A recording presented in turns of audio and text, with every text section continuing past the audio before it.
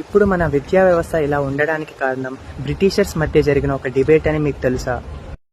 1830s ఆ టైంలో Britishers మధ్య ఒక డిబేట్ జరిగింది. డిబేట్ దేని గురించి అంటే భారతదేశంలో ఇంప్లిమెంట్ చేయాల్సిన ఎడ్యుకేషనల్ సిస్టమ్ గురించి. ఈ డిబేట్లో ముఖ్యంగా 4 రకమైన వారు మాట్లాడారు. ఎవరెవరు ఏం మాట్లాడారు అనేది తెలుసుకుందాం. మొదటగా ఓరియంటిస్టులు. వీళ్ళు ఏం నమ్మేవారంటే భారతీయులు పాశ్చాత్య విద్యను తమ భాషలైన సంస్కృతం, తెలుగు, తమిళం ఇలాంటి భాషల్లో నేర్చుకుంటేనే వాళ్ళ సమాజం బలపడుతుందని వీళ్ళు నమ్మేవారు.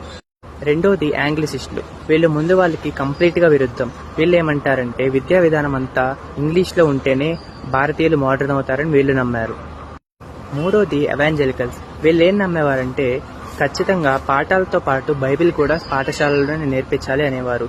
ఎందుకంటే వీళ్ళకి విద్య అంటే మత ప్రచారం కూడా. నాలుగో వారు యూటిలిటేరియన్స్. వీళ్ళ వాదన ఏమిటంటే ఇంగ్లీష్ భాషను కేవలం ప్రాక్టికల్ గవర్నెన్స్కి మాత్రమే వాడుకోవాలి. అంటే ఉద్యోగులను తయారు చేసుకొని వాళ్ళ అవసరాలకి మన ఉద్యోగుల్ని వాడుకోవడానికి అన్నట్టు అర్థం.